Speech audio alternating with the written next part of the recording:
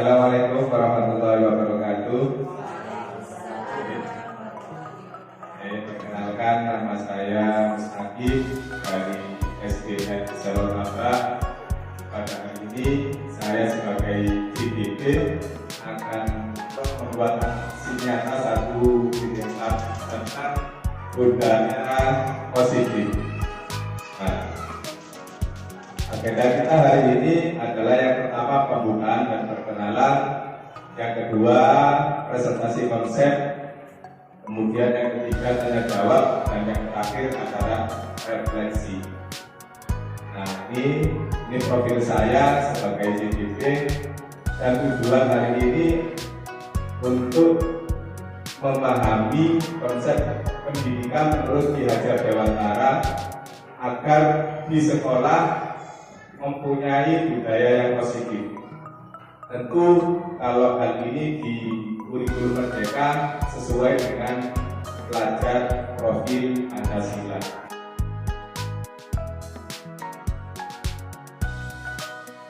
Kita ambil contoh perbandingan dengan hidup tumbuh-tumbuhan seorang petani. Nah, sebagai guru kita tidak bisa memaksakan siswa menjadi apa yang kita mau, karena mereka punya kelebihan dan kekuatan masing-masing. Kita sebagai guru cuma bisa merawat mereka, menjadikan mereka seperti apa. Contohnya petani, tidak mungkin kita seorang petani muridnya jagung akan tumbuh hati, tidak mungkin. Ya ada jagung, ada padi, ada kedelai, dan lain-lain sebagainya. Eksplorasi konsep, kita akan mengubah paradigma, stimulus, dan lawan teori kontrol, dan juga di disiplin.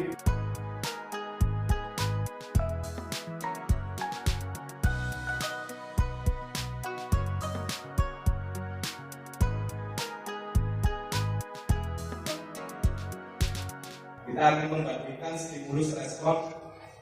Kalau stimulus, kita mencoba mengubah orang agar berpandangan sama dengan kita.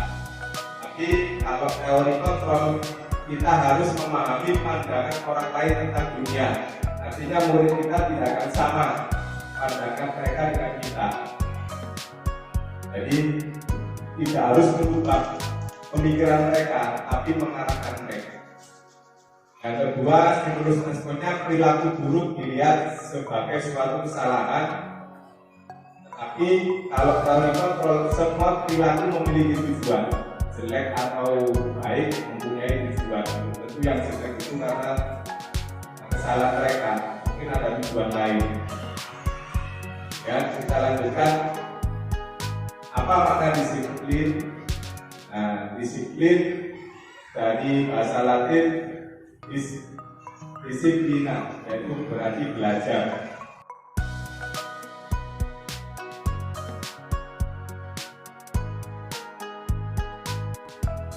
Teori motivasi perilaku manusia. Ada motivasi eksternal. Motivasi eksternal adalah untuk menghindari ketidaknyamanan atau hukuman. Contohnya, apa yang akan terjadi apabila saya tidak melakukannya? Jadi karena takut hukuman atau takut ancaman. Kemudian motivasi eksternal juga untuk mendapatkan imbalan orang lain. Contohnya saya biasanya melakukan koin, ingin mendapatkan imbalan. Itu tingkat yang kedua. Dan tingkat yang paling tinggi adalah motivasi internal, tujuan disiplin positif. Nah, mereka sudah bisa menghargai dirinya sendiri, menjadi insan yang sesuai harapan mereka. Artinya saya akan menjadi orang yang seperti apabila saya melakukannya, sadar kepada dirinya sendiri. Jadi tidak harus ada hukuman, tidak harus ada imbalan, maka mereka sudah melakukan itu.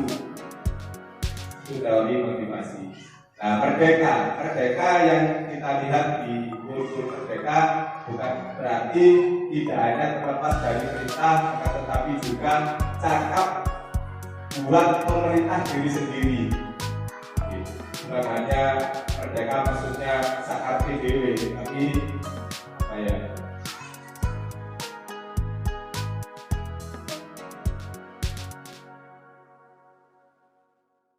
saja harus keyakinan kelas. Sekarang peraturan sudah ada, kalau di guru bergerak diganti keyakinan kelas. Kenapa? Karena untuk mendukung motivasi prinsip dan membuat mereka yakin kepada sesuatu yang akan dia lakukan. Tidak harus ada peraturan, tapi yakin kepada diri kita sendiri dan sudah diterapkan di kelasnya masing-masing. Ini peraturan dan keyakinan. Ini contohnya di tabel yang pertama, selalu kembalikan buku ke tempatnya. Keyakinan kelas nilainya adalah tanggung jawab. Dilarang mengganggu orang lain. Kalau keyakinan kelas menghormati orang lain dan diri sendiri. Hadir di sekolah 15 menit sebelum pembelajaran dimulai. Kalau keyakinan kelas menghormati orang lain, komitmen pada tujuan. Dilarang melakukan kekerasan, keselamatan, menghormati orang lain, itu menurut keyakinan kelas. Dilarang menggunakan narkoba.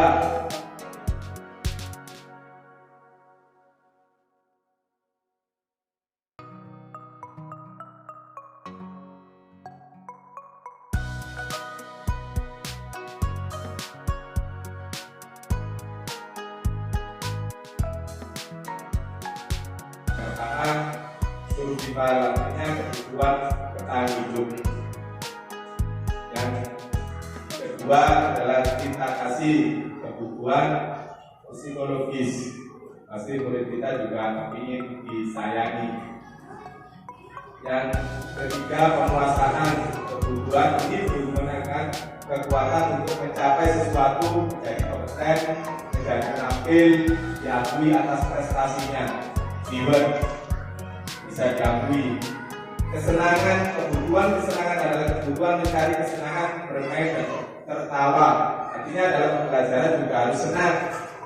Ya, harus senang. Yang terakhir adalah kebebasan. Kebutuhan untuk kebebasan adalah kebutuhan akan kemandirian, otonomi, dan mampu memilih atau mengendalikan arah hidup seseorang. Mereka punya, kalau merdeka itu bebas pilih apa saja. Jadi biarkan mereka memilih bagaimana caranya yang penting sampai pada tujuannya. Nah, 5 posisi kontrol dalam kita mengajar. Yang pertama, coba kita lihat ini ada identitas gagal, ada identitas berhasil atau sukses. Yang pertama, kita sebagai guru bisa menjadi seorang penghukum. Ya, guru berbuat apa? Menghardik, menuduh, menyakiti, dan menyindir. Kalau kita pernah melakukan seperti itu, berarti kita pada posisi penghukum. Kalau kita mau menjadi posisi membuat rasa bersalah, berceramah dan mengatakan seharusnya ibu kecewa, nah itu termasuk kata yang membuat rasa bersalah kepada murid kita. Kemudian posisi teman, guru sebagai teman membuat alasan-alasan untuk muridnya. Posisi pemantau, menghitung dan mengukur, atau sebagai manajer mengajukan pertanyaan-pertanyaan. Nah, guru berkata apa kata-kata ketika guru itu menjadi seorang penghukum? Kalau kamu tidak melakukannya, awas ya, rasakan. Itu sebagai guru, sebagai penghukum. Itu kata-katanya. Biasa yang keluar seperti itu. Kalau membuat rasa bersalah, guru mengatakan kamu harusnya, kamu sudah tahu. Ibu lelah sekali mengatakannya. Ibu stres, itu merasa bersalah. Akhirnya siswanya tidak enak sendiri, stres guru benar-benar. Akhirnya mungkin bisa sadar kalau siswa yang normal. Sebagai teman, nah bisa kita sebagai guru mengatakan, ayolah lakukan demi ibu. Masa kamu tidak mau? Ingat tidak, ibu pernah bantu. Itu sebagai teman. Atau sebagai pemantau, apa peraturannya? Lebih tegas lagi. Kalau yang terakhir sebagai manajer, apa yang kita yakini? Apa yang bisa kau kerjakan untuk memperbaiki masalah ini biasanya manajer sebagai kepala sekolah. Dan hasilnya ketika penghukum mereka akan biasanya memberontak.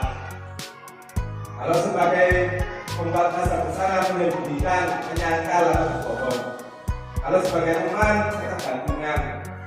Kalau sebagai pemantau, menyesuaikan diri bila diawasi. Kalau sebagai manajer, menguatkan pribadi. Ini dan yang terakhir, dampak pada murid. Kalau sebagai penghukum, mengulangi kesalahan. Biasanya kalau sebagai penghukum akan mengulangi kesalahan. Kalau merasa membuat rasa bersalah, merasa rendah diri, sehingga mungkin kalau hatinya tersentuh tidak akan melakukannya lagi. Kalau sebagai teman, lemah, tidak mandiri, tergantung. Dan sebagai pemantau, menitik beratkan pada sanksi atau hadiah untuk dirinya. Dan sebagai manajer, mengevaluasi diri bagaimana cara memperbaiki.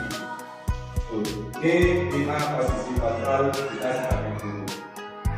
Kalau kita lihat tadi tabel diskusi 5 posisi, di mana posisi Anda sebelum belajar modul disiplin. Kira-kira coba kasih. Ketika sudah tadi ada 5 posisi kontrol, kira-kira dengan ada di posisi mana? Di menghukum kah? Di membuat rasa bersalah kah? Atau sebagai teman atau sebagai pemantau? Kira-kira di posisi mana?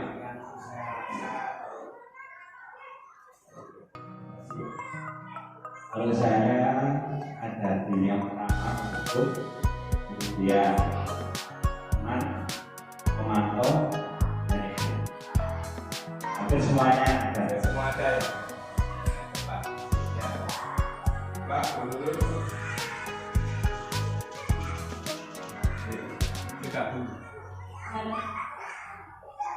Kalau saya tergantung konteksnya atau situasinya. Kadang anak itu tidak bisa kontrol lagi, saya sebagai pendukung. Kadang ketika santai, anak itu bisa saya sebagai teman. Jadi saya lihat situasi dari anak kelas dulu, baru saya bisa menilai saya sebagai teman. Ya. Berarti dari beberapa jawaban atau klarifikasi diskusi 5 posisi kontrol rata-rata menggunakan beberapa posisi. Ya, menggunakan, tapi biasanya kalau yang manajer memang untuk bapak kepala sekolah. Ini untuk guru mulai dari awal nomor 1, 2, 3, 4. Jadi tadi kalau jawaban Bu Nisa itu sebagai penghukum kalau mereka tidak bisa dikendalikan lagi. Ketika dalam situasi tenang akan bisa sebagai teman. Itu kalau Rizky juga sama kayaknya. Jadi sebagai penghukum kalau memang harus, dan sebagai teman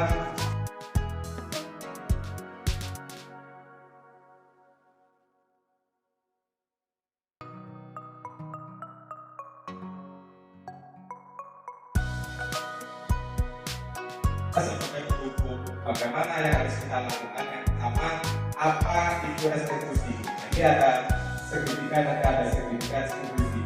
Restitusi adalah proses menciptakan kondisi bagi murid untuk memperbaiki kesalahan mereka sehingga mereka bisa kembali pada kelompok mereka dengan karakter yang lebih kuat, tidak menjadi minder.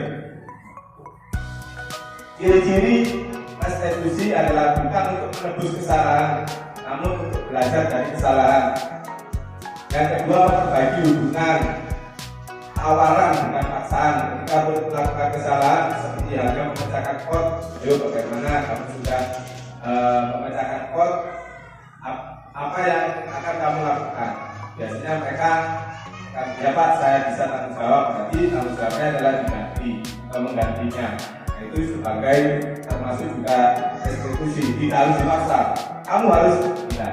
Kita sadarkan dulu dengan cara yang baik, mereka akan pasti bisa bertanggung jawab. Nah, ini ada 3. Yang pertama, menstabilkan identitas. Setiap orang pasti pernah melakukan kesalahan. Jadi pastilah pernah melakukan kesalahan. Kemudian divalidasi. Kamu tentu punya alasan mengapa melakukan itu. Pasti punya alasan.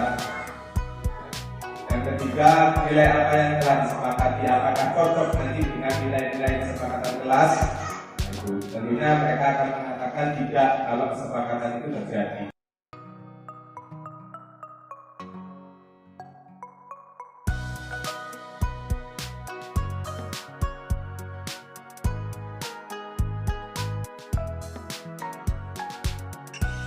Kestabilan identitas ini kata dulu bisa berbuat salah itu hal yang manusiawi. Jadi tidak boleh langsung menghakimi murid ketika mereka melakukan kesalahan. Tidak ada manusia yang sempurna. Kita ngomong ya, guru juga tidak sempurna, pernah melakukan salah. Bapak atau ibu juga buat salah. Menstabilkan artinya kita menyamakan identitas kita dulu. Kemudian validasi tindakan yang salah. Kamu bisa jangan melakukan yang lebih buruk. Apa yang penting bagi kamu ketika sudah melakukan kesalahan, mereka itu ditanya, apa bagus perbuatan seperti itu? Ditanya, apakah benar perbuatannya seperti itu? Mereka pasti melakukan akhirnya introspeksi, ya mengakui kesalahan, menstabilkan nilai. Yang terakhir, menstabilkan identitas. Jadi ketika melihat sudah melakukan kesalahan, kita sudah bisa memperbaiki mereka. Kita tanya apa nilai yang kita percaya di kelas, karena kita sudah membuat keyakinan kelas. Setelah itu juga kita bisa mengatakan kamu ingin jadi anak seperti apa. Ketika sudah tenang, 3 konsep tadi kita melakukan ini, maka mereka sedikit demi sedikit bahwa tidak akan mengulanginya lagi. Nah, mungkin itu saja. Terima kasih. Saya sampaikan. Mungkin ada refleksi. Perkenalkan, nama saya Muhammad Imam Firmansa. Saya sebagai wali kelas 5 di SD Negeri Surabaya. Kegiatan aksi nyata ini saya kira sangat bermanfaat. Mengapa demikian? Karena kita sebagai guru pastinya kita membutuhkan pembelajaran yang dibutuhkan oleh siswa. Dengan adanya kegiatan aksi nyata ini, kita saling bertukar pikiran dan mendapatkan ilmu baru dari narasumber dari guru penggerak tersebut. Maka diharapkan nanti ke depannya, karena ini kegiatan yang sangat positif dan bermanfaat, maka saya berharap untuk kegiatan kedepannya ini bisa berkelanjutan. Artinya bukan hanya untuk di sesi ini saja, tapi untuk materi-materi yang kedepannya saya berharap sebagai guru penggerak nanti bisa menggerakkan teman-temannya dengan kegiatan aksi yang nyata yang berikutnya. Sekian, terima kasih. Wassalamualaikum warahmatullahi wabarakatuh. Assalamualaikum warahmatullahi wabarakatuh. Perkenalkan, nama saya Dut Fadila Sianurung dari guru kelas 1 SDN.